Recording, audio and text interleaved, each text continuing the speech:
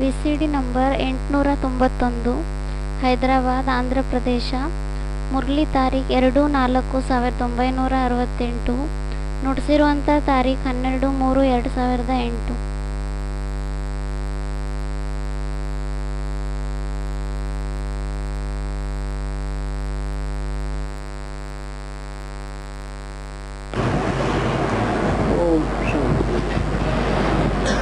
आज के प्रातः क्लास है 2 अप्रैल 1968। रूहानी बाप रूहानी बच्चों को समझा रहे हैं। ರೂಹಾನಿ ತಂದೆ ರೂಹಾನಿ ಮಕ್ಕಳಿಗೆ ತಿಳಿಸ್ತಾ ಇದ್ದಾರೆ.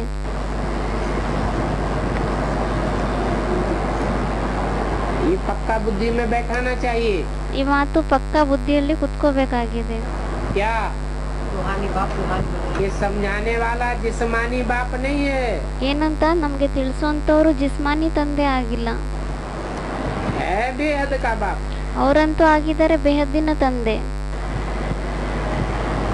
जिस्मानी बाप भी बेहद का है और रूहानी बाप भी बेहद का है, लेकिन ಅದಕ್ಕೆ ಬಾಬಾ ಹೇಳ್ತಾ ಇದ್ದಾರೆ, ಜಿಸ್ಮಾನಿ ತಂದೆನೂ ಬೇಹದ್ದಿನವರಾಗಿದ್ದಾರೆ, ರೂಹಾನಿ ತಂದೆನೂ ಬೇಹದ್ದಿನವರೇ ಆಗಿದ್ದಾರೆ. समझाने वाला सिर्फ रूहानी बाप है। ಆದ್ರೆ ತಿಳಿಸುವಂತವರು ಕೇವಲ ರೂಹಾನಿ ತಂದೆ ಆಗಿದ್ದಾರೆ. और समझाते भी किसको है? ಮತ್ತೆ ತಿಳಿಸೋದು ಸಹ ಯಾರಿಗೆ ತಿಳಿಸ್ತಾರೆ? रूहानियत की स्टेज में जो स्थिर हुए बच्चे हैं, ಯಾರು ರೂಹಾನಿಯತ್ನ ಸ್ಟೇಜ್ ನಲ್ಲಿ ಸ್ಥಿತರಾಗಿರುವಂತ ಮಕ್ಕಳಾಗಿದ್ದಾರೆ, जिन्होंने आत्मा रूपी सुई की बेसिकली कट उतारी हुई है, ಯಾರು ತಮ್ಮ ಆತ್ಮದ್ದು ಬೇಸಿಕಲಿ ತುಕ್ಕನ್ನ ತೆಗೆದಿದ್ದಾರೆ, जो बीज रूप स्टेज में टिकने के अभ्यासी बने हैं, ಯಾರು ಬೀಜರೂಪ ಸ್ಟೇಜ್ ನಲ್ಲಿ ಸ್ಥಿತರಾಗೋದಕ್ಕೋಸ್ಕರ ಅಭ್ಯಾಸಿಗಳಾಗಿದ್ದಾರೆ, उनको ही समझा रहे हैं। ಅವರಿಗೆ ತಿಳಿಸ್ತಾ ಇದ್ದಾರೆ. पढ़ाई माना समझ, ವಿದ್ಯಾಭ್ಯಾಸ ಅಂದ್ರೇನೆ ತಿಳುವಳಿಕೆ. सिर्फ सुन लिया, दूसरों को सुनाई दिया, ಕೇವಲ ಕೇಳ್ಬಿಟ್ವಿ, ಬೇರೆಯವ್ರಿಗೆ ಹೇಳ್ಬಿಟ್ವಿ.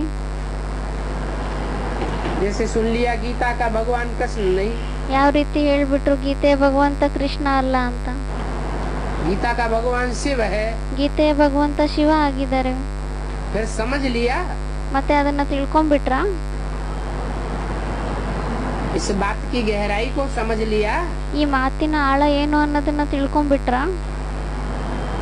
जैसे सुनाई दिया भगवान सर्वव्यापी नहीं है, ಯಾವ ರೀತಿ ಹೇಳ್ಬಿಟ್ರು ಭಗವಂತ ಸರ್ವವ್ಯಾಪಿ ಆಗಿಲ್ಲ ಅಂತ.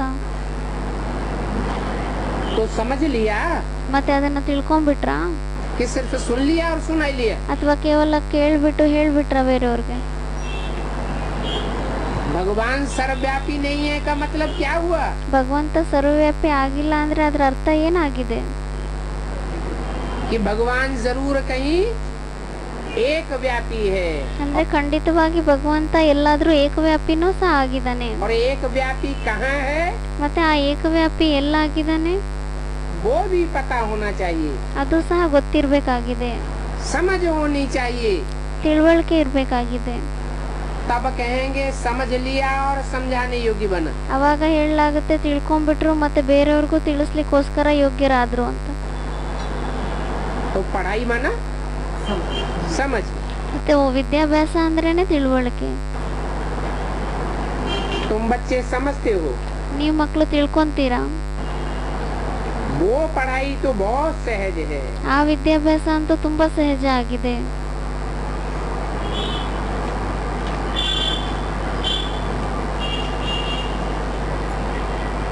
और ये पढ़ाई भी बहुत सहज है, ಮತ್ತೆ ಈ ವಿದ್ಯಾಭ್ಯಾಸನೂ ತುಂಬಾ ಸಹಜನೇ ಆಗಿದೆ. लेकिन ये बहुत ऊंची पढ़ाई है। ಆದ್ರೆ ಇದು ತುಂಬಾ ಉನ್ನತವಾಗಿರುವಂತ ವಿದ್ಯಾಭ್ಯಾಸ ಆಗಿದೆ. और ये पढ़ाई बहुत ऊंच पद देने वाली है। ಮತ್ತೆ ಈ ವಿದ್ಯಾಭ್ಯಾಸ ತುಂಬಾ ಉನ್ನತವಾಗಿರುವಂತ ಪದವಿ ಕೊಡುವಂತದ್ದಾಗಿದೆ. लौकिक दुनिया की पढ़ाइयाँ पढ़ते हैं, ಲೌಕಿಕ ಪ್ರಪಂಚದಲ್ಲಿ ಏನೇ ನಾವು ವಿದ್ಯಾಭ್ಯಾಸವನ್ನ ಓದ್ತೀವಿ, उनमें इतना ऊंच पद तो मिल ही नहीं सकता। ಅದರಲ್ಲಿ ಇಷ್ಟು ಉನ್ನತವಾಗಿರೋ ಪದವಿ ಅಂತೂ ಸಿಗ್ಲಿಕ್ಕೆ ಸಾಧ್ಯನೇ ಇಲ್ಲ. और वो भी एक जन्म के लिए पद मिलता है, मिला मिला न मिला। ಅದು ಒಂದು ಜನ್ಮಕ್ಕೋಸ್ಕರ ಆ ಪದವಿ ಸಿಗುತ್ತೆ, ಅದು ಸಿಕ್ತು ಸಿಗದೆ ಇಲ್ಲದೆ ಇರೋದು ಗ್ಯಾರಂಟಿ ಇಲ್ಲ. और इस पढ़ाई में तो अनेक जन्मों के ऊंच पद मिलने की गारंटी है। ಆದ್ರೆ ಈ ವಿದ್ಯಾಭ್ಯಾಸದಲ್ಲಂತೂ ಅನೇಕ ಜನ್ಮಕ್ಕೋಸ್ಕರ ಉನ್ನತವಾಗಿರೋ ಪದವಿ ಸಿಗುವಂತ ಗ್ಯಾರಂಟಿ ಇದೆ. बहुत ऊंच पद देने वाली है। ತುಂಬಾ ಉನ್ನತವಾಗಿರೋ ಪದವಿ ಕೊಡುವಂತದ್ದಾಗಿದೆ. और ये बात तुम बच्चे ही जानते हो। ಮತ್ತೆ ಈ ಮಾತನ್ನ ನಿಮ್ಮ ಮಕ್ಕಳೇ ತಿಳ್ಕೊಂತೀರಾ. ये पढ़ाई हम विश्व का मालिक बनने के लिए पढ़ते हैं। ಈ ವಿದ್ಯಾಭ್ಯಾಸವನ್ನ ನಾವು ವಿಶ್ವದ ಮಾಲೀಕರಾಗ್ಲಿಕ್ಕೋಸ್ಕರ ಓದ್ತೀವಿ. अब नंबरवार विश्व के मालिक बने। ಇವಾಗ ನಂಬರ್ ವಾರಾಗಿ ವಿಶ್ವದ ಮಾಲೀಕರಾಗ್ತೀವಿ. बने या न बने ಆಗ್ತೀವಿ ಅಥವಾ ಆಗದೆ ಇಲ್ಲದೆ ಇರುವುದು वो हमारी पढ़ाई के ऊपर है। ಅದು ನಮ್ಮ ವಿದ್ಯಾಭ್ಯಾಸದ ಮೇಲಿದೆ. तो पढ़ने वालों को कितनी खुशी होनी चाहिए ಮತ್ತೆ ಓದುವಂತವರಿಗೆ ಎಷ್ಟು ಖುಷಿ ಇರಬೇಕಾಗಿದೆ कि हम इतनी ऊंची पढ़ाई पढ़ने वाले स्टूडेंट हैं। ನಾವು ಇಷ್ಟು ಉನ್ನತವಾಗಿರುವಂತ ಓದುವಂತ ವಿದ್ಯಾಭ್ಯಾಸ ಓದುವಂತವರಾಗಿದ್ದೀವಿ. ನಾವು कोई साधारण पढ़ाई पढ़ने वाले स्टूडेंट नहीं है। ನಾವು ಏನ್ ಸಾಧಾರಣ ವಿದ್ಯಾಭ್ಯಾಸ ಓದುವಂತ ಸ್ಟೂಡೆಂಟ್ ಆಗಿಲ್ಲ. कितनी ऊंची पढ़ाई है, ಎಷ್ಟು ಉನ್ನತವಾಗಿರುವಂತ ವಿದ್ಯಾಭ್ಯಾಸ ಆಗಿದೆ. और ये वही गीता का एपिसोड है। ಮತ್ತೆ ಇದು ಅದೇ ಗೀತೆ ಎಪಿಸೋಡ್ ಆಗಿದೆ. वही माना ಅದೇ ಅಂದ್ರೆ जिसका महाभारत में जिक्र आया है। ಯಾವುದರ ಬಗ್ಗೆ ಮಹಾಭಾರತದಲ್ಲಿ ಒಂದು ಮಾತು ಬಂದಿದೆ. दुनिया की बड़े से बड़ी लड़ाई, ಪ್ರಪಂಚದ ದೊಡ್ಡಕ್ಕಿಂತ ದೊಡ್ಡ ಯುದ್ಧ और बड़े से बड़ी राजाई देने वाली, ಮತ್ತೆ ದೊಡ್ಡಕ್ಕಿಂತ ದೊಡ್ಡ ರಾಜಾಯಿಯನ್ನ ಕೊಡುವಂತದ್ದು पढ़ाई भी है। पढ़ाई के आधार पर सत्य असत्य की लड़ाई भी है। ವಿದ್ಯಾಭ್ಯಾಸನೂ ಆಗಿದೆ, ಮತ್ತೆ ವಿದ್ಯಾಭ್ಯಾಸದ ಆಧಾರದ ಮೇಲೆ ಸತ್ಯ ಅಸತ್ಯದ ಯುದ್ಧನೂ ಆಗಿದೆ. धर्म अधर्म की लड़ाई भी है। ಧರ್ಮ ಅಧರ್ಮದ ಯುದ್ಧನೂ ಆಗಿದೆ. और जो उस धर्म युद्ध में पास हो जाते हैं, ಮತ್ತೆ ಯಾರು ಈ ಧರ್ಮ ಯುದ್ಧದಲ್ಲಿ ಪಾಸ್ ಆಗಿ ಹೋಗ್ತಾರೆ उनके लिए राजाई भी है। ಮತ್ತೆ ಅವರಿಗೋಸ್ಕರ ಇದು ರಾಜಾಯಿನೂ ಆಗಿದೆ. तुम बच्चे जागे हो, बाकी तो सभी सोई पड़े। ನೀವು ಮಕ್ಕಳಂತೂ ಎದ್ದಿದ್ದೀರಾ, ಬಾಕಿ ಅಂತೂ ಎಲ್ಲರೂ ಮಲಗಿದ್ದಾರೆ. गायन भी है, माया की नींद में सोए पड़े। ಗಾಯನೇನೂ ಸಹ ಇದೆ, ಮಾಯೆ ನಿದ್ದೆಯಲ್ಲಿ ಮಲ್ಕೊಂಡ್ಬಿಟ್ಟಿದ್ದಾರೆ ಅಂತ. तुमको तो बाप ने आकर के जगाया। ನಿಮ್ಗಂತೂ ತಂದೆ ಬಂದ್ಬಿಟ್ಟು ಎಬ್ಸಿದ್ದಾರೆ. है तुमको बाप ने आकर के जगाया, ಅದಕ್ಕೆ ಬಾಬಾ ಕೇಳ್ತಿದ್ದಾರೆ ಏನಂತ, ನಿಮ್ಗೆ ತಂದೆ ಬಂದ್ಬಿಟ್ಟು ಎಬ್ಸಿದಾರಾ या ब्रह्मा के तन में आकर के सुनाकर चला गया, फिर तुम अपने आप जगते रहे। ಅಥವಾ ಬ್ರಹ್ಮನ ತನ್ವಿನಲ್ಲಿ ಬಂದ್ಬಿಟ್ಟು ಹೊರಟೋಗ್ಬಿಟ್ರು, ಆಮೇಲೆ ನಿಮ್ಮಾಗೆ ನೀವು ಕೇಳ್ತಾ ಇದ್ರಾ? क्या हुआ? तुमको तो बाप ने आकर के जगाया। ಏನಾಯ್ತು? ನಿಮ್ಗಂತೂ ತಂದೆ ಬಂದ್ಬಿಟ್ಟು ಎಬ್ಸಿದ್ದಾರೆ. बाकी वो बेचारे अभी भी सोए पड़े हैं। ಆದ್ರೆ ಅವರಂತೂ ಪಾಪ ಇವಾಗೂ ಇನ್ನು ಮಲ್ಗೆ ಇದ್ದಾರೆ. और तुमको बाप ने जगा दिया। ಮತ್ತೆ ನಿಮ್ಗೆ ತಂದೆ ಎಬ್ಬಿಸ್ಬಿಟ್ಟಿದ್ದಾರೆ. और बाप सिर्फ एक बात पर समझाते हैं। ಮತ್ತೆ ತಂದೆ ಕೇವಲ ಒಂದೇ ಮಾತಿನ ಮೇಲೆ ತಿಳಿಸ್ಕೊಡ್ತಾರೆ. मीठे बच्चों, याद की यात्रा के बल से अपने विश्व पर राज्य करो। ಮಧುರವಾಗಿರುವಂತ ಮಕ್ಕಳೇ, ನೆನಪಿನ ಬಲದಿಂದ ವಿಶ್ವದ ಮೇಲೆ ರಾಜ್ಯವನ್ನ ಮಾಡಿ.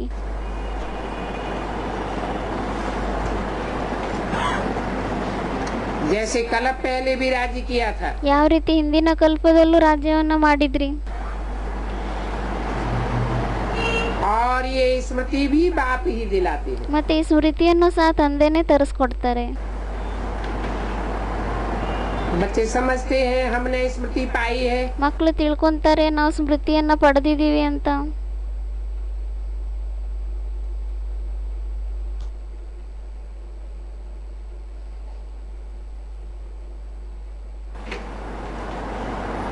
कलप कलप हम योग बल से विश्व के मालिक बनते हैं, ಕಲ್ಪ ಕಲ್ಪದಲ್ಲೂ ನಾವು ಯೋಗ ಬಲದಿಂದ ವಿಶ್ವದ ಮಾಲೀಕರಾಗ್ತೀವಿ. और फिर दैवी गुण भी धारण करने होते हैं. ಮತ್ತೆ ದೈವಿ ಗುಣವನ್ನು ಧಾರಣೆ ಮಾಡ್ಕೋಬೇಕಾಗುತ್ತೆ. याद पर ही मुख्य अटेंशन देना है. ನೆನಪಿನ ಮೇಲೆ ಮುಖ್ಯವಾಗಿ ಅಟೆನ್ಷನ್ ಅನ್ನ ಕೊಡಬೇಕಾಗಿದೆ. इसलिए योग बल से तुम बच्चों में ऑटोमेटिकली दैवी गुण आ जाते हैं. ಅದಕ್ಕೋಸ್ಕರ ಯೋಗ ಬಲದಿಂದ ಆಟೋಮೆಟಿಕ್ ಆಗಿ ನೀವು ಮಕ್ಕಳಲ್ಲಿ ದೈವಿ ಗುಣ ಅನ್ನೋದು ಬಂದ್ಬಿಡುತ್ತೆ. क्या कहा? ಏನಂತ ಹೇಳಿದ್ರು?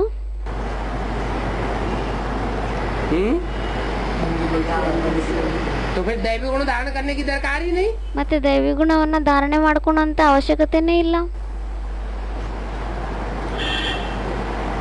दरकार है. ಅವಶ್ಯಕತೆ ಇದೆನಾ? जब योग बल से ऑटोमेटिक दैवी गुण धारण हो जाएंगे, ಯಾವಾಗ ಯೋಗ ಬಲದಿಂದ ಆಟೋಮೆಟಿಕ್ ದೈವಿ ಗುಣ ಧಾರಣೆ ಆಗೋಗ್ಬಿಡತ್ತೆ, तो खास दैवी गुण धारण करने का पुरुषार्थ करने की क्या जरूरत? ಮತ್ತೆ ವಿಶೇಷವಾಗಿ ದೈವಿ ಗುಣವನ್ನ ಧಾರಣೆ ಮಾಡ್ಕೊಳ್ಳುವಂತ ಪುರುಷಾರ್ಥ ಮಾಡೋ ಅವಶ್ಯಕತೆ ಏನಿದೆ? नहीं. ಇಲ್ವಾ?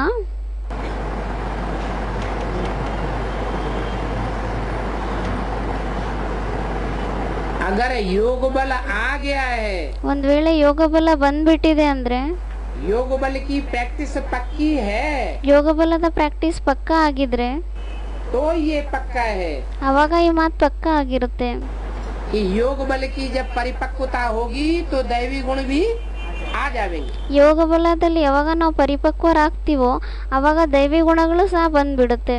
लेकिन अगर योग बल पक्का नहीं है, ಆದ್ರೆ ಒಂದ್ ವೇಳೆ ಯೋಗ ಬಲದಲ್ಲಿ ನಾವು ಪಕ್ಕಾ ಆಗಿಲ್ಲ ಅಂದ್ರೆ, तो दैवी गुण धारण करने चाहिए या नहीं करने चाहिए? ಮತ್ತೆ ದೈವಿ ಗುಣಗಳನ್ನ ಧಾರಣೆ ಮಾಡ್ಕೋಬೇಕಾಗಿದೆನೋ ಅಥವಾ ಇಲ್ವಾ? करने चाहिए. ಮಾಡ್ಬೇಕಾಗಿದೆ.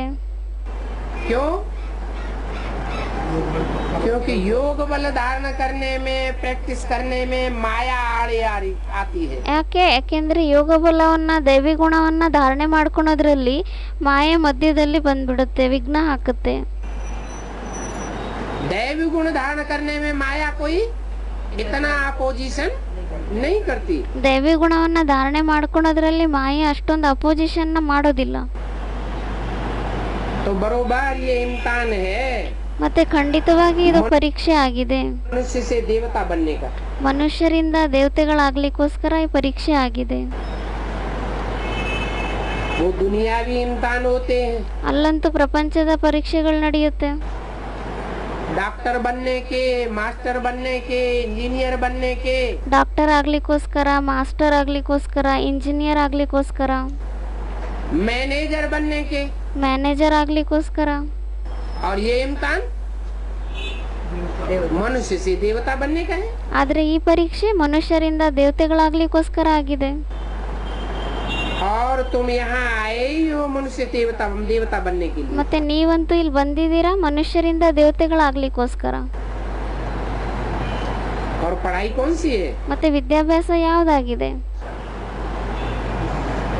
योग बल की पढ़ाई है. ಯೋಗ ಬಲದ ವಿದ್ಯಾಭ್ಯಾಸ ಆಗಿದೆ. और ये भी समझते हो ಮತ್ತೆ ಇದು ಸಹ ತಿಳ್ಕೊಂತೀರಾ,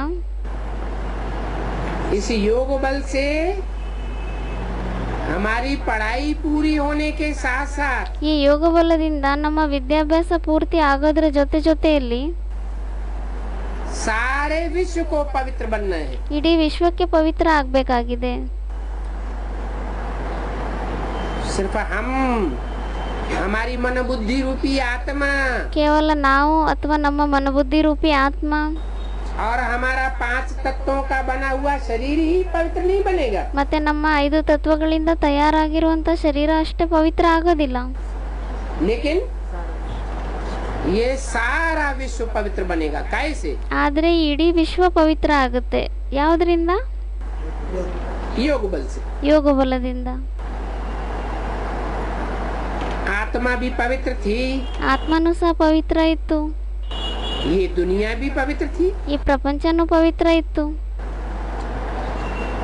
अभी फिर अपवित्र बनी है। ಇವಾಗ ಮತ್ತೆ ಅಪವಿತ್ರ ಆಗೋಗಿದೆ. सारे चक्र के राज को तुम बच्चों ने समझा है ಇಡೀ ಚಕ್ರದ ರಹಸ್ಯವನ್ನ ನೀವು ಮಕ್ಕಳೇ ತಿಳ್ಕೊಂಡಿದ್ದೀರಾ, और तुम्हारे दिल में भी बैठा हुआ है। ಮತ್ತೆ ನಿಮ್ಮ ಮನಸ್ಸಿನಲ್ಲೂ ಸಹ ಕುತ್ಕೊಂಡಿದೆ. बल कोई बच्चा नया हो ಬಲ್ಲೆ ಯಾರಾದ್ರೂ ಮಕ್ಕಳು ಹೊಸಬ್ರಾಗಿರ್ತಾರೆ, तो भी ये बातें बिल्कुल सहज समझने की है। ಆದ್ರೂ ಸಹ ಈ ಮಾತುಗಳು ತುಂಬಾ ಸಹಜ ತಿಳ್ಕೊಳೋಂತ ಮಾತಾಗಿದೆ. तुम 100 देवी देवता थे, ನೀವೇ ದೇವಿ ದೇವತೆಗಳಾಗಿದ್ರಿ, पूज्य थे, ಪೂಜ್ಯರಾಗಿದ್ರಿ, फिर पुजारी तमो प्रधान बने हो। ಮತ್ತೆ ಪೂಜಾರಿ ಆಗಿದ್ದೀರಾ, ತಮೋಪ್ರಧಾನ ಆಗಿದ್ದೀರಾ. और कोई ऐसा बता भी नहीं सकता। ಮತ್ತೆ ಬೇರೆ ಯಾರು ಈ ರೀತಿ ಹೇಳಲಿಕ್ಕೂ ಸಾಧ್ಯ ಇಲ್ಲ.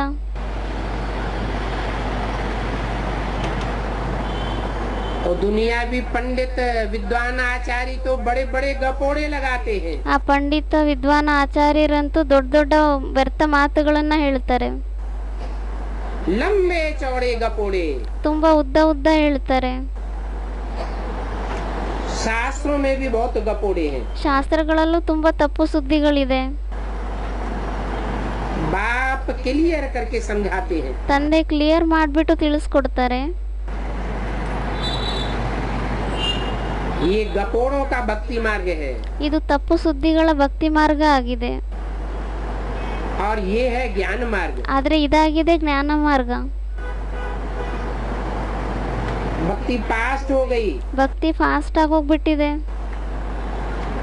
अभी पास्ट की बातों को चितवो नहीं। ಇವಾಗ ಫಾಸ್ಟಿನ ಮಾತುಗಳನ್ನ ಮತ್ತೆ ಎತ್ತಬೇಡಿ. समझो कि भक्ति मुर्दाबाद हो गई। ತಿಳ್ಕೊಳ್ಳಿ, ಭಕ್ತಿ ಮುರ್ದಾಬಾದ್ ಆಗೋಗ್ಬಿಟ್ಟಿದೆ ಅಂತ. ज्ञान मार्ग जिंदाबाद होता है। ಜ್ಞಾನ ಮಾರ್ಗ ಜಿಂದಾಬಾದ್ ಆಗುತ್ತೆ, ಅಂದ್ರೆ ಬದುಕುವ ಮಾರ್ಗ. वो भक्ति मार्ग की बातें सारी गिरने की बातें हैं। ಭಕ್ತಿ ಮಾರ್ಗದ ಮಾತುಗಳು ಏನೇ ಇದೆ ಅದೆಲ್ಲ ಬೀಳುವಂತ ಮಾತುಗಳಾಗಿದೆ. बाप तो अभी चढ़ने की बातें सुनाई रहे हैं। ತಂದೆ ಅಂತೂ ಇವಾಗ ಮೇಲಿರುವ ಮಾತುಗಳನ್ನ ಹೇಳ್ತಾ ಇದ್ದಾರೆ. बच्चे भी अच्छी रीति समझते हैं। ಮಕ್ಕಳು ಸಹ ಒಳ್ಳೆ ರೀತಿಯಲ್ಲಿ ತಿಳ್ಕೊಂತಾರೆ. हमको दैवी गुण जरूर धारण करने हैं। ನಮ್ಗೆ ದೈವಿ ಗುಣವನ್ನಂತೂ ಖಂಡಿತವಾಗಿ ಧಾರಣೆ ಮಾಡ್ಕೋಬೇಕಾಗಿದೆ. रोज का चार्ट भी लिखना चाहिए। ಪ್ರತಿದಿನದ ಚಾರ್ಟ್ ಅನ್ನು ಸಹ ಬರಿಬೇಕಾಗಿದೆ. कि हम कितना समय याद में रहे, हमने क्या क्या भूलें की। ನಾವ್ ಎಷ್ಟು ಸಮಯ ನೆನಪಿನಲ್ಲಿದ್ವಿ, ನಾವೇನೇನ್ ತಪ್ಪುಗಳನ್ನ ಮಾಡಿದೀವಿ. कोई भूल कर देते हैं प्रैक्टिकल लाइफ में, ಯಾರಾದ್ರೂ ತಪ್ಪನ್ನ ಮಾಡ್ಬಿಡ್ತಾರೆ ಪ್ರಾಕ್ಟಿಕಲ್ ಲೈಫ್ ನಲ್ಲಿ, तो फिर भारी चोट भी लगती है। ಅವಾಗ ಮತ್ತೆ ತುಂಬಾ ಜಾಸ್ತಿ ಪೆಟ್ಟು ಸಹ ಬೀಳುತ್ತೆ.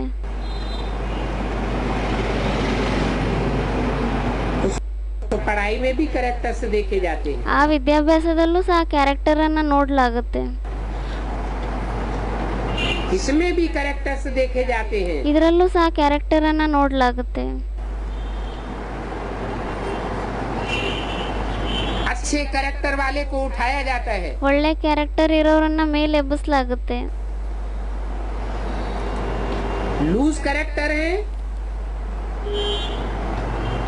तो उनको थोड़ा गैप दिया जाता है। ಲೂಸ್ ಕ್ಯಾರೆಕ್ಟರ್ ಆಗಿದ್ರೆ ಅವ್ರಿಗೆ ಮತ್ತೆ ಸ್ವಲ್ಪ ಗ್ಯಾಪ್ ಕೊಡ್ಲಾಗುತ್ತೆ, थोड़ा रुको, ಸ್ವಲ್ಪ ನಿಂತ್ಕೊಳ್ಳಿ ಅಂತ.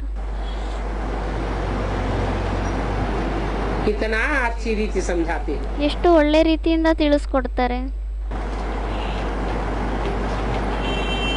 बाबा तो तुम्हारे कल्याण के लिए ही कहते हैं, ಬಾಬಾ ಅಂತೂ ನಿಮ್ಮ ಕಲ್ಯಾಣಕ್ಕೋಸ್ಕರನೇ ಹೇಳ್ತಾರೆ. और जो कुछ करते हैं तुम्हारे कल्याण के लिए ही करते हैं। ಮತ್ತೆ ಏನೆಲ್ಲ ಮಾಡ್ತಾರೆ ಅದು ನಿಮ್ಮ ಕಲ್ಯಾಣಕ್ಕೋಸ್ಕರನೇ ಮಾಡ್ತಾರೆ. ऐसे नहीं कि बाबा ने औरों को ऊपर चढ़ाई दिया, हमको नीचे गिराई दिया। ಆ ರೀತಿ ಎಲ್ಲ ಬಾಬಾ ಬೇರೆಯವ್ರನ್ನ ಮೇಲೆ ಇರಿಸ್ಬಿಟ್ಟಿದ್ದಾರೆ, ನಮ್ಮನ್ನ ಕೆಳಗಡೆ ಇಳಿಸ್ಬಿಟ್ಟಿದ್ದಾರೆ ಅಂತ.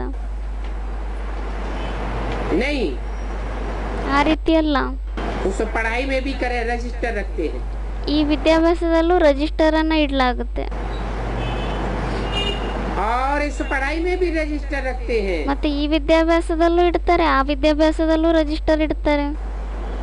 पढ़ाई का भी रखते हैं और करेक्टर्स का भी रखते हैं। ವಿದ್ಯಾಭ್ಯಾಸದ್ದು ಇಡ್ತಾರೆ ಮತ್ತೆ ಕ್ಯಾರೆಕ್ಟರ್ಸ್ ಇಂದು ಇಡ್ತಾರೆ.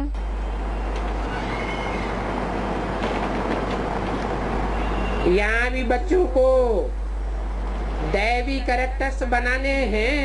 ಇಲ್ಲೂ ಸಹ ಮಕ್ಕಳಿಗೆ ದೈವಿ ಕ್ಯಾರೆಕ್ಟರ್ ಅನ್ನ ಮಾಡಬೇಕಾಗಿದೆ. ಅಂದ್ರೆ ನಮ್ಮ ನಡವಳಿಕೆ ದೈವಿ ಗುಣಗಳ ತರ ಇರಬೇಕು. भूलों की संभाल करनी है। ತಪ್ಪುಗಳೇನೇ ಆಗುತ್ತೆ ಅದನ್ನ ಬದಲಾವಣೆ ಮಾಡಬೇಕಾಗುತ್ತೆ. देखना है मेरे से कोई भूल तो नहीं हुई। ನೋಡ್ಬೇಕಾಗಿದೆ ನಮ್ಮಿಂದ ಏನಾದ್ರೂ ತಪ್ಪಂತೂ ಆಗಿಲ್ಲ ತಾನೆ. इसलिए यहाँ कचहरी भी होती है। ಅದಕ್ಕೋಸ್ಕರ ಇಲ್ಲಿ ಕಚೇರಿನೂ ಸಹ ಮಾಡ್ತಾರೆ. और कोई स्कूल आदि में कब कचहरी नहीं होती है। ಬೇರೆ ಯಾವುದೇ ಸ್ಕೂಲ್ಗಳಲ್ಲಿ ಎಲ್ಲ ಯಾವಾಗೂ ಕಚೇರಿ ಮಾಡೋದಿಲ್ಲ.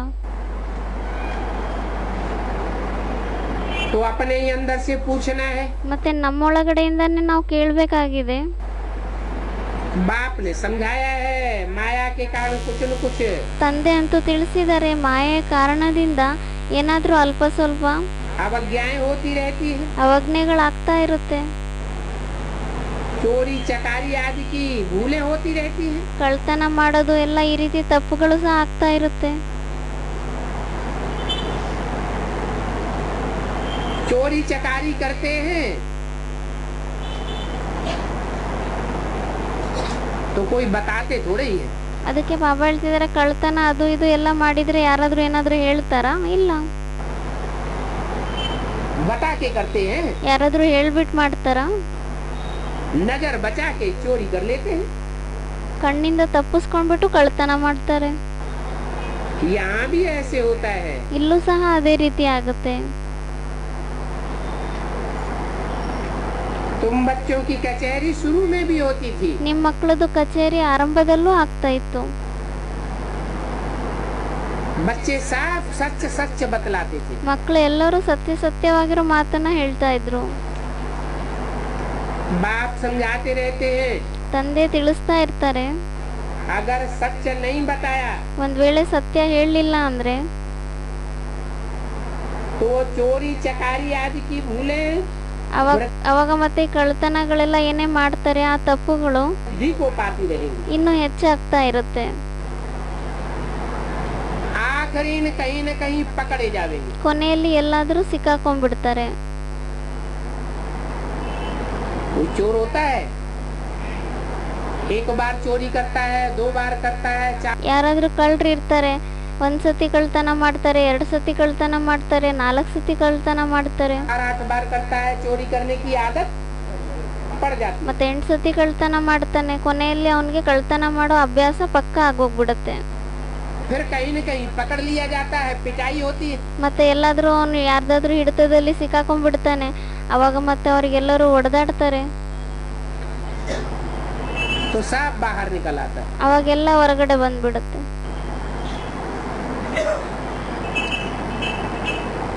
तो बाप कहते हैं उल्टा और ही भूल करने का दंड मिल जाएगा। ಅದಕ್ಕೋಸ್ಕರ ತಂದೆ ಹೇಳ್ತಾರೆ ಉಲ್ಟಾ ತಪ್ಪುಗಳು ಮಾಡೋದ್ರಿಂದ ಇನ್ನೂ ಜಾಸ್ತಿ ದಂಡ ಸಿಗುತ್ತೆ. भूले न बतलाने से ತಪ್ಪುಗಳನ್ನ ಹೇಳಲಿಲ್ಲ ಅಂದ್ರೆ फिर ना फरमान बरदारी का टीका लग जाता है। ಮತ್ತೆ ಅವರಿಗೆ ನಾಫರ್ಮಾನ್ ವರ್ದಾರ್ ಅಂದ್ರೆ ಅವಜ್ಞಾಕಾರಿಗಳಾಗಿದ್ದಾರೆ ಅನ್ನೋ ಸ್ಟ್ಯಾಂಪ್ ಹತ್ತು ಬಿಡುತ್ತೆ ಅವರಿಗೆ. एक तो भूल की, ಒಂದಂತೂ ತಪ್ಪು ಮಾಡಿದ್ದಾರೆ, ये गलती हुई, ಈ ತಪ್ಪಾಗೋಯ್ತು. दूसरा बाप का फरमान है भूल करते हो तो बताओ। ಇನ್ನೊಂದು ತಪ್ಪೇನಾಯ್ತು, ಬಾಬನ ಆಜ್ಞೆ ಆಗಿದೆ ಏನಾದ್ರೂ ತಪ್ಪು ಮಾಡಿದ್ರೆ ಹೇಳಿ ಅಂತ. वो बताई भी नहीं, ಆ ಮಾತನ್ನ ಹೇಳಲೂ ಇಲ್ಲ. तो ना फरमाने का टीका लग गया। ಮತ್ತೆ ಅವ್ರಿಗೇನಂತ ಹೇಳಲಾಗುತ್ತೆ, ನಾಫರ್ಮಾನಿ ಅಂದ್ರೆ ಅವಜ್ಞಾಕಾರಿಗಳಾಗಿದ್ದಾರೆ ಅನ್ನೋ ಒಂದು ಮಾತು ಬಂದ್ಬಿಡುತ್ತೆ ಅವರಿಗೆ. बच्चों को तो फरमान बरदार, ईमानदार, आज्ञाकारी होना चाहिए। ಮಕ್ಕಳಿಗಂತೂ ಪ್ರಾಮಾಣಿಕತೆಯಿಂದ ಸತ್ಯವಾಗಿ ನಡಿಬೇಕು,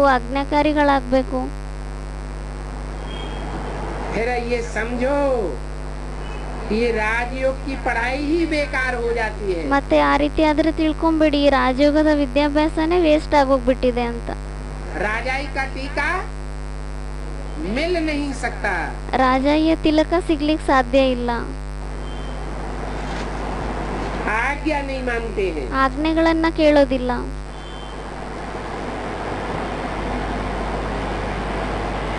बेवफा बनते हैं। होना ಬೇವಫಾ ಆಗ್ತಾರೆ ಅಂದ್ರೆ ಪ್ರಾಮಾಣಿಕತೆಯಿಂದ ನಡೆಯೋದಿಲ್ಲ. चाहिए वफादार। ಆಗ್ಬೇಕಾಗಿದೆ ಪ್ರಾಮಾಣಿಕತೆಯಿಂದ ನಡೆಯೋದು. कौन कौन से 4 गुण बताइए 4 संबंधों में? 4 ಸಂಬಂಧಗಳಲ್ಲಿ ಯಾವ್ಯಾವ 4 ಗುಣಗಳನ್ನ ಹೇಳಿದ್ದಾರೆ? आज्ञाकारी, ಆಜ್ಞಾಕಾರಿಗಳು, वफादार, ईमानदार, ಪ್ರಾಮಾಣಿಕತೆಯಿಂದ ನಡೆಯುವಂತವ್ರು, फरमानबरदार। ಆಜ್ಞೆಯನ್ನ ಪಾಲನೆ ಮಾಡುವಂತವ್ರು ಮತ್ತೆ ಸತ್ಯವಾಗಿ ನಡೆಯುವಂತವ್ರು. अगर बेवफा बनते हैं तो राजा ही नहीं पा सकते। ಒಂದ್ ವೇಳೆ ಅವಾಗ ಪ್ರಾಮಾಣಿಕತೆಯಿಂದ ನಡಿಲಿಲ್ಲ ಅಂದ್ರೆ ರಾಜಾಯನ್ನ ಪಡಿಲಿಕ್ಕೆ ಆಗೋದಿಲ್ಲ. सर्जन भिन्न भिन्न प्रकार से समझाते रहते हैं। ಸರ್ಜನ್ ನಮ್ಗೆ ಬೇರೆ ಬೇರೆ ಪ್ರಕಾರದಿಂದ ತಿಳಿಸ್ತಾ ಇರ್ತಾರೆ. सर्जन से अगर बीमारी छिपाई ಒಂದ್ ವೇಳೆ ಸರ್ಜನಿನ ಎದುರುಗಡೆ ನಮ್ ಕಾಯಿಲೆನ ನಾವು ಬಚ್ಚಿಟ್ಕೊಂಡ್ಬಿಟ್ರೆ तो फिर सफा कैसे मिलेगी? ಮತ್ತೆ ನಾವು ಆರೋಗ್ಯವಂತರು ಯಾವ ರೀತಿ ಆಗ್ತೀವಿ? बीमारी बढ़ेगी या घटेगी? ಕಾಯಿಲೆ ಹೆಚ್ಚಾಗುತ್ತಾ ಅಥವಾ ಕಡಿಮೆ ಆಗುತ್ತಾ? बढ़ती ही जाएगी। ಹೆಚ್ಚಾಗ್ತಾನೆ ಹೋಗುತ್ತೆ. माया कुछ न कुछ भूले कराती ही रहेगी। ಮಾಯೆ ಏನಾದ್ರೂ ಅಲ್ಪ ಸ್ವಲ್ಪ ತಪ್ಪುಗಳನ್ನ ಮಾಡಿಸ್ತಾನೆ ಇರುತ್ತೆ. इसलिए सर्जन को तो फौरन बताना चाहिए। ಅದಕ್ಕೋಸ್ಕರ ಈ ಸರ್ಜನಿಗಂತೂ ತಕ್ಷಣ ಹೇಳ್ಬೇಕಾಗಿದೆ. बाबा हमने आपसे छुपा कर ये भूल की। ಬಾಬಾ ನಾವು ನಿಮ್ಮಿಂದ ಬಚ್ಚಿಟ್ಕೊಂಡ್ಬಿಟ್ಟು ಈ ತಪ್ಪನ್ನ ಮಾಡಿದೀವಿ.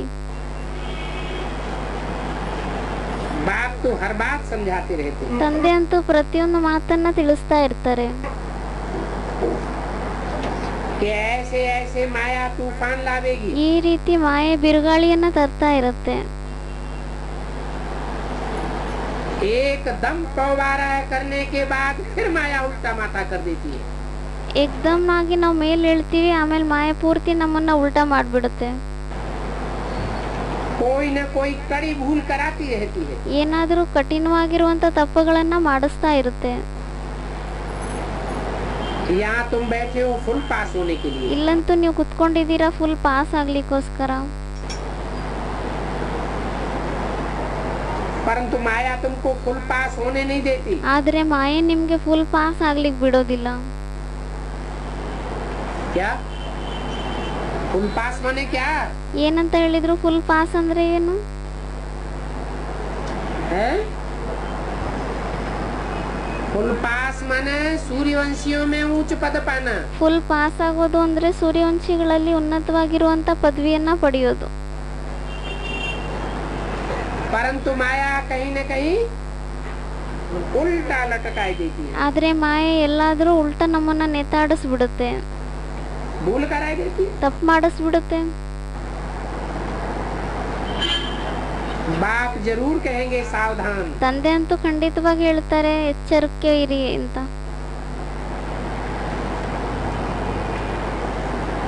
अब यहाँ सर्जन को बताते हैं तो कोई मार तो नहीं पड़ती है। ಇವಾಗ ಸರ್ಜನಿಗೆ ಇಲ್ಲೇನಾದ್ರೂ ಹೇಳಿದ್ರೆ ನಮ್ಗೆ ಹೊಡೆತ ಅಂತೂ ಬೀಳೋದಿಲ್ಲ. है? भूल कर दी और मनुष्यों से ही भूल होती है। यहाँ कोई देवता तो अभी बना नहीं है। ಮತ್ತೆ ಏನಾದ್ರೂ ತಪ್ಪು ಮಾಡ್ಬಿಟ್ವಿ ಅಂದ್ರೆ ಇವಾಗ ಮನುಷ್ಯರಿಂದಾನೇ ತಪ್ಪುಗಳಾಗುತ್ತೆ. ಇವಾಗ ಇಲ್ಲಿ ಯಾರು ದೇವತೆಗಳಂತೂ ಆಗಿಲ್ಲ. तो अगर बाप को बताए भी दिया तो कोई बाप मार डालते हैं क्या? ಅದಕ್ಕೆ ಒಂದ್ ವೇಳೆ ತಂದೆಗೆ ಹೇಳ್ಬಿಟ್ರೆ ತಂದೆ ಏನ್ ನಮ್ಗೆ ಹೊಡೆದಾಕ್ತಾರಾ? ಇಲ್ಲ. पिटाई करते हैं क्या? तुमने क्यों बताया? ಹೊಡಿತಾರಾ? ನೀವ್ ಯಾಕೆ ಹೇಳಿದೀರಾ ಅಂತ. पहले क्यों नहीं बताया? ऐसा क्यों किया?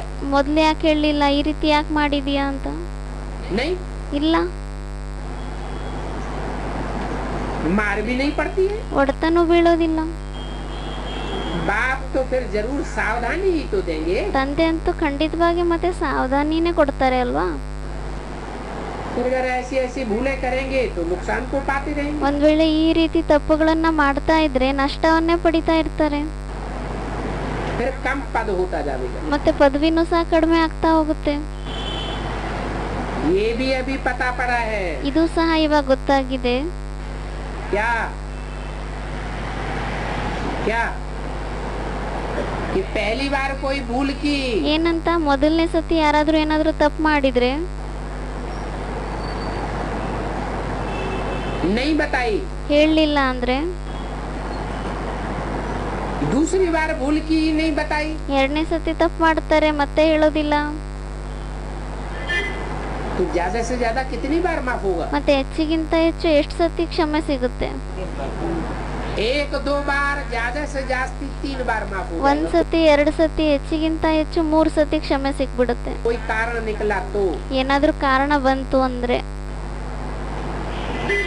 फिर बार बार माफ थोड़ा ही होता रहेगा। ಮತ್ತೆ ಪದೇ ಪದೇ ಏನ್ ಕ್ಷಮೆ ಸಿಗ್ತಾ ಇರುತ್ತಾ?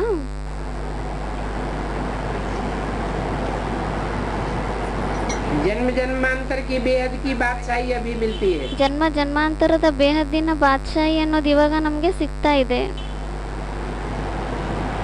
और वो बेहद की बादशाही बाप द्वारा मिलती है। ಮತ್ತೆ ಆ ಬೇಹದ್ದಿನ ಬಾದ್ಶಾಹಿ ಅನ್ನೋದು ತಂದೆಯ ಮುಖಾಂತರನೇ ಸಿಗ್ತಾ ಇದೆ. द्वारा मिलती है माना मीडिया है बीच में कोई, ಅವ್ರ ಮುಖಾಂತರ ಸಿಗುತ್ತೆ ಅಂದ್ರೆ ಮಧ್ಯದಲ್ಲಿ ಯಾರಾದ್ರೂ ಮೀಡಿಯಾ ಇದ್ದಾರೆ. और देने वाला कौन है? ಮತ್ತೆ ಕೊಡುವಂತವ್ರು ಯಾರಾಗಿದ್ದಾರೆ? बाप ही द्वारा है, बाप ही मीडिया है। ತಂದೆ ಮುಖಾಂತರನೇ ಕೊಡ್ತಾರೆ ಮತ್ತೆ ತಂದೆನೇ ಮೀಡಿಯಾನೂ ಆಗಿದ್ದಾರಾ?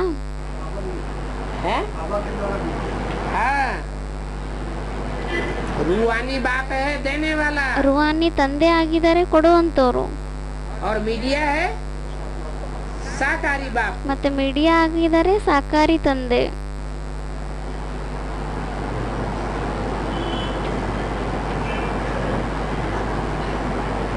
ये अभी मालूम हुआ है। ಇದು ಇವಾಗ ಗೊತ್ತಾಗಿದೆ. बात ये पता नहीं पड़ेगा कि अविनाशी बाप से हमें ये अविनाशी पद मिलता है। ಅಲ್ಲಂತೂ ಗೊತ್ತೇ ಇರೋದಿಲ್ಲ ನಮ್ಗೆ ಅವಿನಾಶಿ ತಂದೆಯಿಂದ ನಮ್ಗೆ ಅವಿನಾಶಿ ಆಸ್ತಿ ಸಿಗ್ತಾ ಇದೆ ಅಂತ.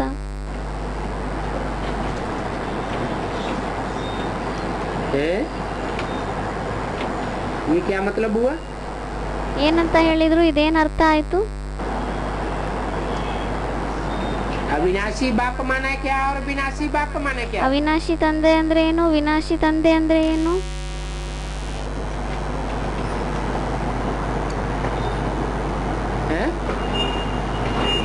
तो 5000 साल में एक ही बार आते हैं ना। तो अविनाशी कहाँ हुआ?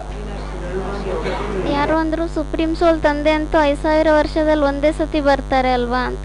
ಅದಕ್ಕೆ ಬಾಬಾ ಹೇಳ್ತಾರೆ ಮತ್ತೆ ಅವ್ರಿಗೆ ಅವಿನಾಶಿ ಅಂತ ಎಲ್ಲಿ ಹೇಳ್ತಾರೆ, ಯಾಕೆ ಹೇಳ್ತಾರೆ? अविनाशी बाबू है साकार बाबू। इस दुनिया में सदा कायम कोई चीज है ही नहीं।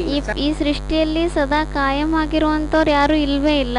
सदा कायम तो एक शिव बाबा ही है। ಸದಾ ಕಾಯಂ ಆಗಿರುವಂತೂ ಕೇವಲ ಒಬ್ಬ ಶಿವಬಾಬಾನೇ ಆಗಿದ್ದಾರೆ. सदा कायम है माना अविनाशी है। ಯಾವಾಗ್ಲೂ ಕಾಯಂ ಆಗಿದ್ದಾರೆ ಅಂದ್ರೆ ಅವಿನಾಶಿ ಆಗಿದ್ದಾರೆ. ऐसे नहीं कि इस जन्म में ही हमारा साथ है। ಆ ರೀತಿ ಅಲ್ಲ, ಈ ಜನ್ಮದಲ್ಲೇ ಕೇವಲ ನಮ್ಮ ಜೊತೆಯಲ್ಲಿದ್ದಾರೆ ಅಂತ.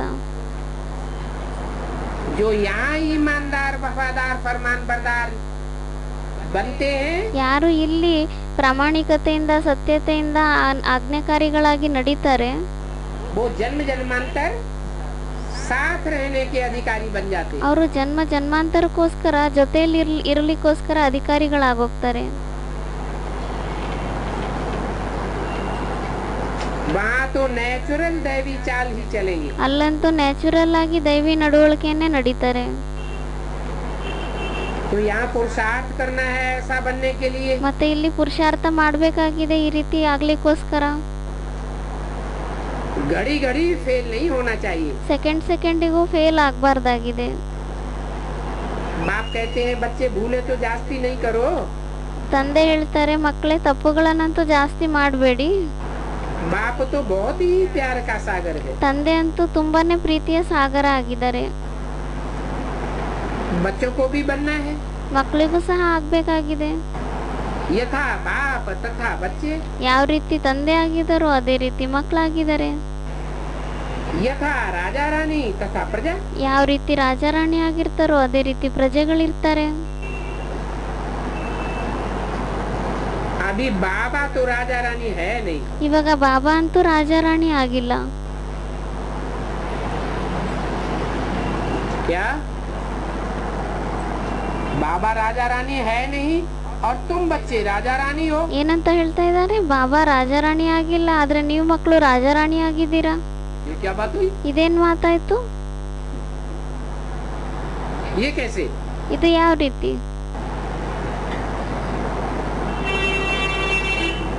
बाबा तो कहते हैं I am your most obedient servant. ಬಾಬಾ ಅಂತ ಹೇಳ್ತಾರೆ I am your most obedient servant ಅಂತ. तो बाबा सर्वेंट हो गया तो जिसके सर्वेंट हुए वो क्या हुए? ಮತ್ತೆ ತಂದೆ ಬಾಬಾ ಸರ್ವೆಂಟ್ ಆದ್ರು ಸೇವಕ ಆದ್ರು ಅಂದ್ರೆ ಯಾರು ಸೇವಕ ಆದ್ರು ಅವ್ರೇನಾದ್ರು? वो तो राजा रानी हो गए. ಅವರಂತೂ ರಾಜಾರಾಣಿಗಳಾಗೋದ್ರು. बाबा अभी हमको आप समान बनाते हैं. ತಂದೆ ಇವಾಗ ನಮ್ಗೆ ತಮ್ಮ ಸಮಾನ ಮಾಡ್ತಾ ಇದ್ದಾರೆ. क्या बनाते हैं संगम युग में? ಸಂಗಮ ಯುಗದಲ್ಲಿ ಏನಾಗಿ ಮಾಡ್ತಾ ಇದ್ದಾರೆ? जैसे बाप सेवाधारी है ಯಾವ ರೀತಿ ತಂದೆ ಸೇವಾಧಾರಿ ಆಗಿದ್ದಾರೆ वैसे सभी बच्चे क्या बने? ಅದೇ ರೀತಿ ಎಲ್ಲಾ ಮಕ್ಕಳು ಏನಾಗ್ಬೇಕಾಗಿದೆ? सेवाधारी बने. ಸೇವಾಧಾರಿಗಳಾಗ್ಬೇಕಾಗಿದೆ. बाप की जो महिमा करते हो तुम्हारी भी होनी चाहिए. ತಂದೆದೇನ್ ಮಹಿಮೆಯನ್ನ ಮಾಡ್ತಿರೋ ನಿಮ್ದು ಸಹ ಆಗ್ಬೇಕಾಗಿದೆ. बाप समान बनना है, ತಂದೆ ಸಮಾನ ಆಗ್ಬೇಕಾಗಿದೆ. परंतु माया बड़ी प्रबल है. ಆದ್ರೆ ಮಾಯೆ ತುಂಬಾ ಪ್ರಬಲ ಆಗಿದೆ. ऐसी प्रबल है ಆ ರೀತಿ ಪ್ರಬಲ ಆಗಿದೆ जो घड़ी घड़ी देह अभिमान में लाती रहती है. ಅದು ಸೆಕೆಂಡಿಗೂ ನಮ್ಗೆ ದೇಹಾಭಿಮಾನದಲ್ಲೇ ತರ್ತಾ ಇರುತ್ತೆ.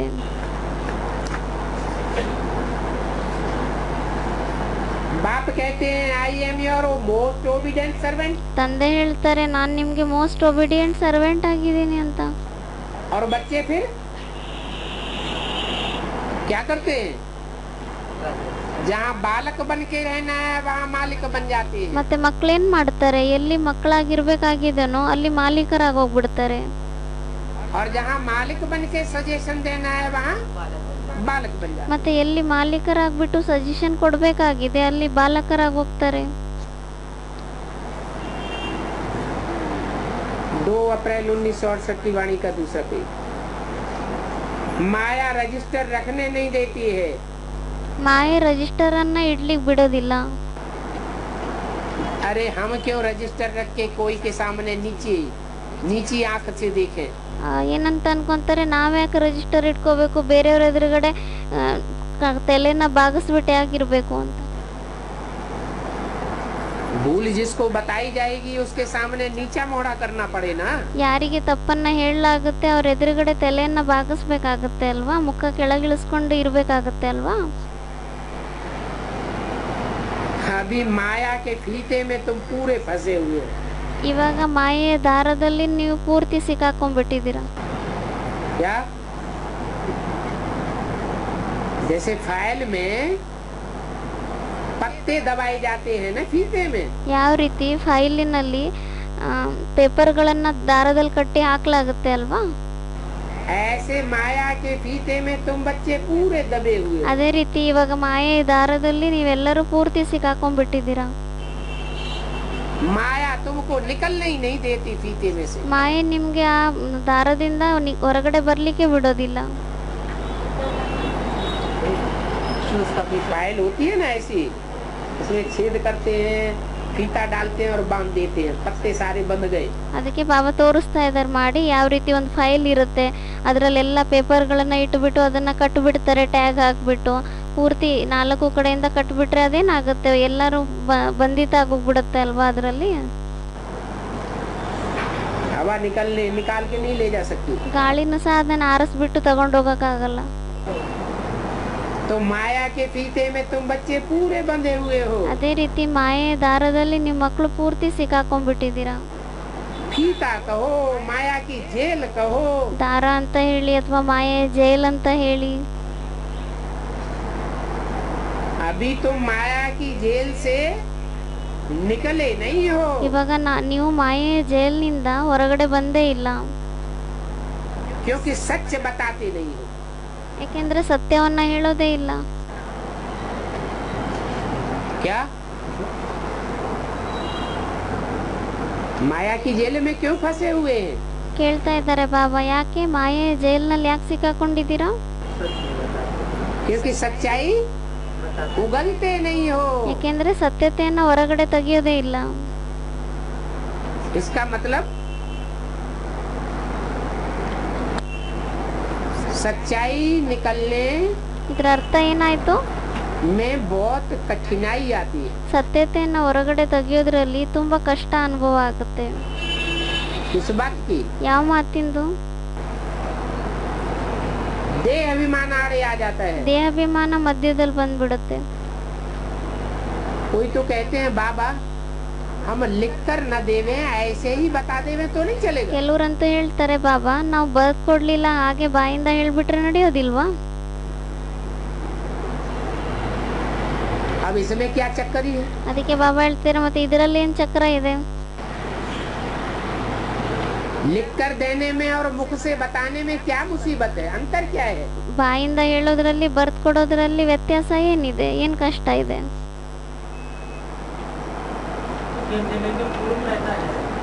हैं? हाँ, लिख के दे देंगे तो डर रहेगा कहीं बाबा छुपा के न रख लें फाइल में। ಬರ್ದ್ ಕೊಟ್ಬಿಟ್ರೆ ಅವ್ರಿಗೆ ಭಯ ಇರುತ್ತೆ, ಹಾ ಬಾಬಾ ಎಲ್ಲಾದ್ರೂ ಫೈಲ್ ನಲ್ಲಿ ಬಚ್ಚಿಟ್ಕೊಂಡ್ಬಿಟ್ರೆ ನಮ್ದು ಬರ್ದಿರೋದನ್ನ ಅಂತ. अगर डर है कि बाबा ने कहीं ब्लैकमेल किया सबके सामने तो ಒಂದ್ ವೇಳೆ ಭಯ ಇರುತ್ತೆ, ಬಾಬಾ ಎಲ್ಲರ ಎದುರುಗಡೆ ನಮ್ಮನ್ನ ಬ್ಲ್ಯಾಕ್ ಮೇಲ್ ಮಾಡ್ಬಿಟ್ರೆ हमारी बेइज्जती हो जाएगी। ಮತ್ತೆ ನಮ್ದು ಇನ್ಸಲ್ಟ್ ಆಗೋಗುತ್ತೆ. माना निश्चय बुद्धि है या अनिश्चय बुद्धि है? ಅಂದ್ರೆ ಮತ್ತೆ ನಿಶ್ಚಯ ಬುದ್ಧಿ ಆಗಿದಾರ ಅಥವಾ ಅನಿಶ್ಚಯ ಬುದ್ಧಿ ಆಗಿದಾರ? हैं? अनिश्चय बुद्धि हुआ ना। ಅನಿಶ್ಚಯ ಬುದ್ಧಿ ಆದ್ರಲ್ವಾ? अरे दुनिया वालों की लिस्ट में बाबा को भी डाल दिया। ಅದಕ್ಕೆ ಬಾಬಾ ಹೇಳ್ತಾರೆ, ಅರೆ ಪ್ರಪಂಚದವರ ಲಿಸ್ಟ್ ನಲ್ಲಿ ಬಾಬಾನು ಸಹ ಹಾಕ್ಬಿಟ್ಟಿದ್ದಾರೆ. जैसे दुनिया वाले ब्लैकमेल करते हैं, ಯಾವ ರೀತಿ ಪ್ರಪಂಚದವ್ರು ಬ್ಲ್ಯಾಕ್ ಮೇಲ್ ಮಾಡ್ತಾರೆ, ऐसे बाबा भी ब्लैकमेल करता होगा। ಅದೇ ರೀತಿ ಬಾಬಾನು ಬ್ಲ್ಯಾಕ್ ಮೇಲ್ ಮಾಡ್ತಾರೆ. तो माया आड़े आ जाती है। ಮತ್ತೆ ಅದಕ್ಕೋಸ್ಕರ ಮಾಯೆ ಮಧ್ಯದಲ್ಲಿ ಬಂದ್ಬಿಡುತ್ತೆ. माया ने अपनी फाइल में अच्छी तरह से दबोच के रखा। ಮಾಯೆ ತಮ್ಮ ಫೈಲ್ ನಲ್ಲಿ ತುಂಬಾ ಚೆನ್ನಾಗಿ ಅದನ್ನ ಬಚ್ಚಿಟ್ಕೊಂಡು ಕುತ್ಕೊಂಡಿದೆ. सच बताते ही नहीं है। ಸತ್ಯವನ್ನ ಹೇಳೋದೇ ಇಲ್ಲ. नहीं तो बाप कहते हैं एक्यूरेट याद का चार्ट रखो। ಇಲ್ದಿದ್ರೆ ಅಂತೂ ತಂದೆ ಹೇಳ್ತಾರೆ, ಅಕ್ಯುರೇಟ್ ಆಗಿ ನೆನಪಿನ ಚಾರ್ಟ್ ಅನ್ನ ಇಟ್ಕೊಳ್ಳಿ. सवेरे भी उठ करके बाप को याद करो ಬೆಳಗ್ಗೆನೂ ಸಹ ಎದ್ಬಿಟ್ಟು ತಂದೆಯನ್ನ ನೆನ್ಪು ಮಾಡಿ और बाप की ही महिमा करो। ಮತ್ತೆ ತಂದೆದೇ ಮಹಿಮೆಯನ್ನ ಮಾಡಿ. बाबा आप हमको विश्व का मालिक बनाते हैं, ಬಾಬಾ ನೀವು ನಮ್ಗೆ ವಿಶ್ವದ ಮಾಲೀಕರನ್ನಾಗಿ ಮಾಡ್ತೀರಾ, तो हम आपकी महिमा क्यों नहीं करेंगे? ಮತ್ತೆ ನಾವು ನಿಮ್ಮ ಮಹಿಮೆಯನ್ನ ಯಾಕೆ ಮಾಡೋದಿಲ್ಲ? भक्ति मार्ग में कितनी महिमा गाते थे? ಭಕ್ತಿ ಮಾರ್ಗದಲ್ಲಿ ಎಷ್ಟು ಮಹಿಮೆಯನ್ನ ಮಾಡ್ತಾ ಇದ್ವಿ. अब भक्ति मार्ग में तो उन भक्ति विचारों को कुछ भी मिलता नहीं था। ಇವಾಗ ಭಕ್ತಿ ಮಾರ್ಗದಲ್ಲಂತೂ ಪಾಪ ಆ ಭಕ್ತರಿಗಂತೂ ಏನು ಸಿಗ್ತಾ ಇರ್ಲಿಲ್ಲ. और यहाँ तो तुमको कितनी अथाह खुशी देते हैं। ಮತ್ತೆ ಇಲ್ಲಂತೂ ನಿಮ್ಗೆ ಎಷ್ಟು ಅತಾಹ ಖುಷಿಯನ್ನ ಕೊಡ್ತಾರೆ. उन भक्तों को तो कुछ भी पता नहीं है। ಆ ಭಕ್ತರಿಗಂತೂ ಏನು ಗೊತ್ತೇ ಇಲ್ಲ. और देवताओं की भी तो महिमा नहीं है। ಮತ್ತೆ ದೇವತೆಗಳದ್ದು ಸಹ ಮಹಿಮೆ ಇಲ್ಲ ಅಲ್ವಾ? महिमा तो वास्तव में तुम ब्राह्मणों की है, ಮಹಿಮೆ ಅಂತೂ ವಾಸ್ತವದಲ್ಲಿ ನೀವು ಬ್ರಾಹ್ಮಣರದ್ದೇ ಆಗಿದೆ. जो शास्त्रों में गाई जाती है। ಏನು ಶಾಸ್ತ್ರದಲ್ಲಿ ಗಾಯನ ಇದೆ. और तुम ब्राह्मणों को भी सदगति देने वाला एक ही बाप है। ಮತ್ತೆ ನೀವು ಬ್ರಾಹ್ಮಣರಿಗೂ ಸದ್ಗತಿಯನ್ನ ಕೊಡುವಂತವ್ರು ಒಬ್ಬರೇ ತಂದೆ ಆಗಿದ್ದಾರೆ.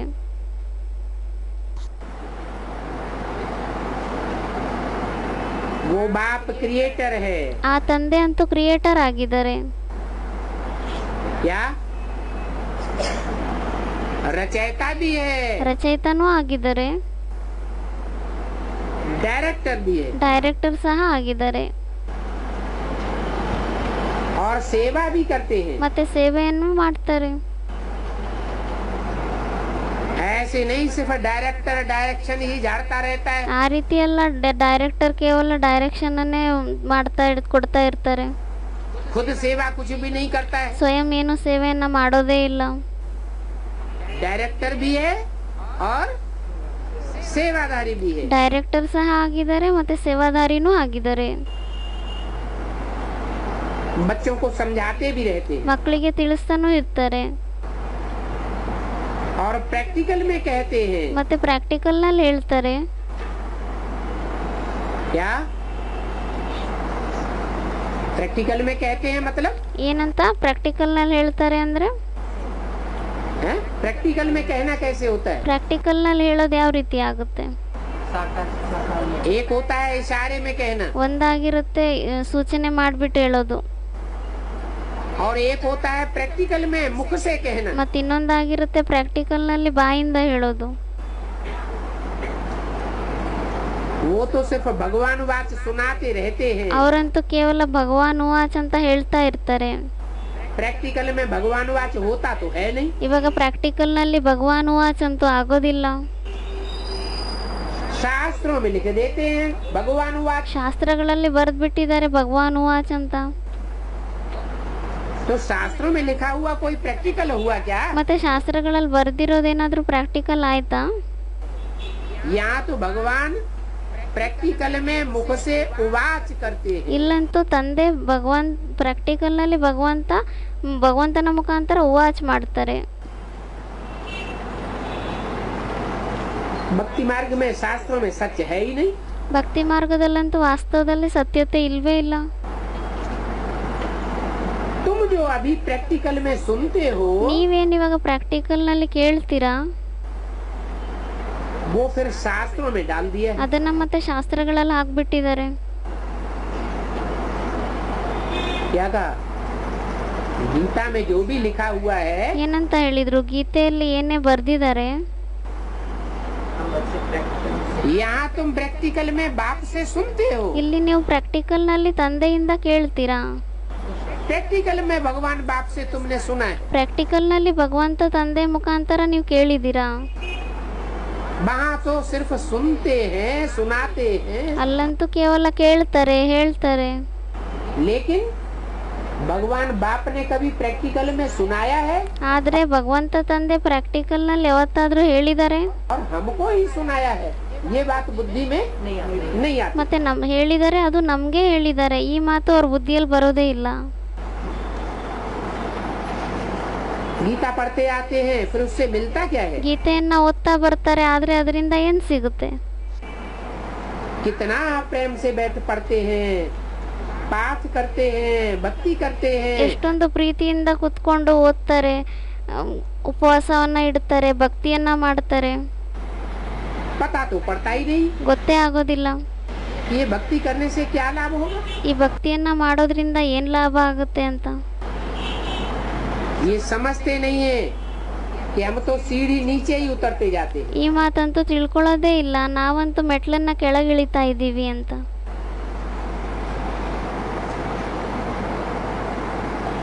हैं तो वही भगवान के वर्षंस, ಅದಂತೂ ಆಗಿದೆ, ಅದೇ ಭಗವಂತನ ಮಾತುಗಳು.